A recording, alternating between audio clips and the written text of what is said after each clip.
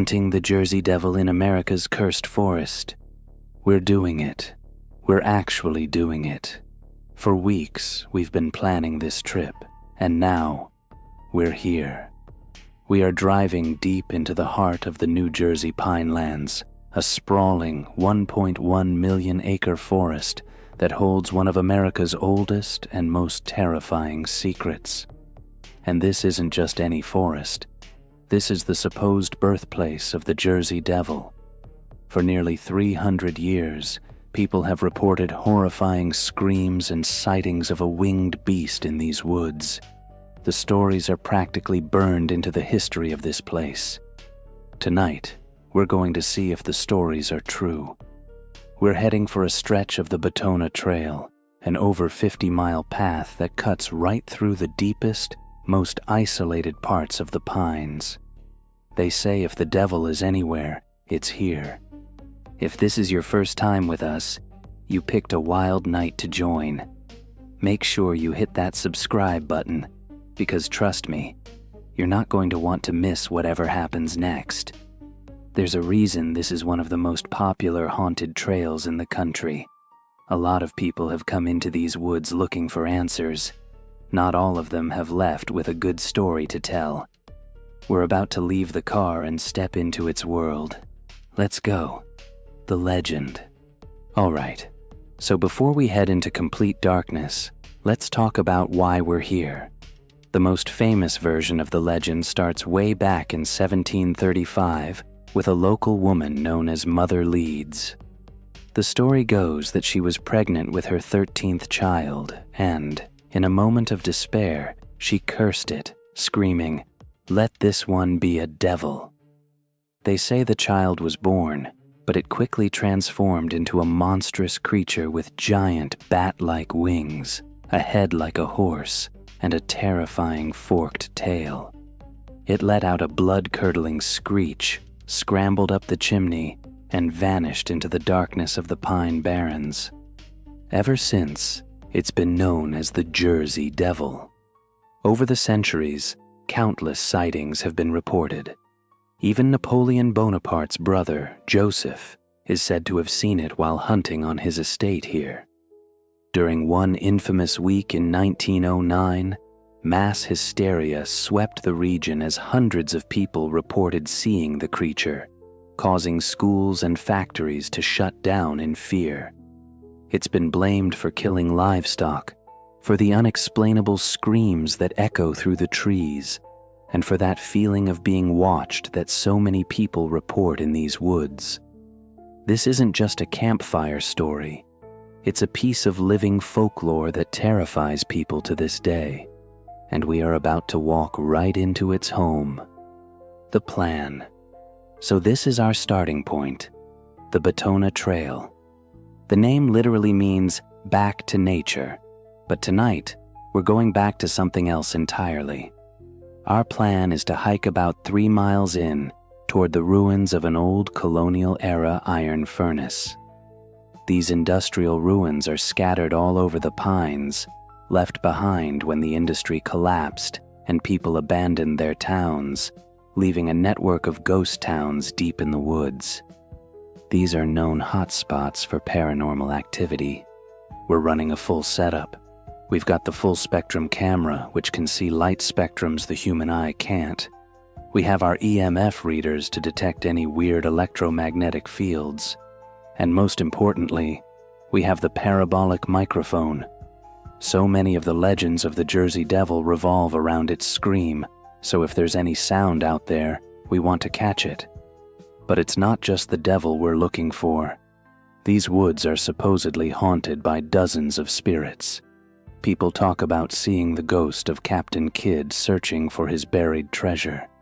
There's also the spirit of Dr. James Still, a beloved 19th century physician known as the Black Doctor of the Pines, who is said to help those who get lost in the forest. I'm not going to lie, the energy here is heavy. You can feel it. The sun is completely gone now. It is just us and the woods. There's a quiet here that's not peaceful. It's watchful. Let's do this. The hunt. It is pitch black out here. The trees are so dense you can't even see the sky. I can't imagine being lost out here. It's completely disorienting. Every snap of a twig, every rustle of leaves sounds like it's right beside you. That feeling of being watched is just getting stronger the deeper we go. You know how the hair on your neck stands up? That's been happening for the last 10 minutes straight. Wait. Hold on. Stop. Did you hear that? Shh. Listen. That was a branch snap, but it sounded big. Way too heavy for a squirrel or a raccoon. It wasn't a deer stepping on a twig. It sounded like something heavy pushing its way through the brush. Okay, get the EMF reader out. Sweep the area where the sound came from. Anything? Nothing. Not a single spike. That's almost weirder. If it was an animal, you wouldn't expect a spike. But with a sound that jarring, you just expect something. All right, let's keep moving. Stay close. I've got the parabolic mic pointed ahead of us. It's designed to pick up sounds from hundreds of yards away, and right now, it's just dead silent. The usual night chorus of insects and frogs, gone. It's like everything out here is hiding from something. That's never a good sign. Wait a second. I'm getting something. It's incredibly faint. It sounds like a whine. Okay, it's changing. It's getting higher in pitch. Oh my God. That's a scream. It sounds like a woman screaming, but it's wrong. Distorted. It's high-pitched and raspy, almost metallic. Play that back. I want everyone to hear this. What in the world makes a sound like that? That is one of the most unsettling things I have ever heard. It's exactly what the legends describe. A blood-curdling scream. And it was far away. Deep in the woods, right in the direction we're heading. Okay, I'm officially terrified. Every instinct in my body is screaming at me to turn around and run. But we came here for this. Let's push on, but slowly. Eyes and ears open. Thermal camera is on. If anything is out here, I want to see it. Dude, right there, to the left, by that dead tree. I saw something move. It was big, and it was dark. The thermal camera whips around. The screen shows a cold, empty forest. There's nothing there. Absolutely nothing. No heat signature at all. No deer, no coyote, nothing. But you saw it too, right? I'm not crazy. It was a shape, and it darted behind that tree so fast. It was there 1 second, gone the next. Like it just vanished.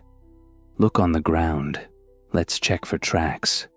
This ground is soft here, mostly sand and wet leaves. Anything that came through here would leave a mark. Here, look at this. What is that? That's not a deer track. It's cloven, like a hoof, but it's elongated. And look at the stride between them. That's huge.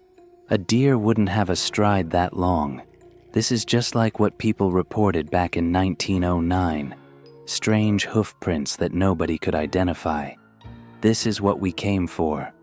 The discovery. We've been out here for 3 hours now, and the temperature has dropped. We've pushed about as far as we dare. We have to make a decision. Turn back, or keep going towards that scream. Every logical part of my brain says this is a terrible idea. We're in the middle of 1,000,000 acres of wilderness, chasing something that, by all accounts, shouldn't exist. That sound we captured on the parabolic mic, that's the key. That wasn't an animal. That wasn't the wind. It was something that sounded guttural and intelligent and full of rage. Combined with the footprint and the shadow we both saw, we can't just dismiss it. It all lines up too perfectly with the legend. Too perfectly. We found what we were looking for. Not the creature itself, but its signs, its warning. And I think we need to listen to it. Let's head back. We're making our way back to the car now. I'll be honest, I feel like we're being escorted out. That feeling of being watched hasn't gone away. It feels like it's following us. As we walk, let us know in the comments. What do you think we heard tonight? Have you ever heard a sound you couldn't explain while you were out in the woods? We're back. We made it. My heart is still hammering against my ribs. I don't know what to say. We came here tonight to hunt the Jersey Devil, expecting to maybe find some weird sounds or get a little spooked. We didn't capture a monster on camera, but we found something. We experienced things tonight that have no easy explanation. That scream was real. The track was real. That fleeting shadow we both saw was real. So, is the Jersey Devil a real creature? After tonight, I'm more convinced than ever that there is something ancient and powerful living in the Pine Barrens. Maybe it's not a literal devil with wings and a forked tail. Maybe it's something else, something we don't have a name for yet. But it's there, and it wants to be left alone. We got the message loud and clear. What do you think is really lurking out here in America's cursed forest? Drop your theories in the comments. And if you want to see us go on another investigation, maybe even come back here to find the lost ghost town of Ong's Hat, make sure you're subscribed with notifications turned on. You won't want to miss what we hunt next. Stay safe out there. Thank you for watching Fear Files Real Nightmares. Until next time, keep your lights on and your doors locked.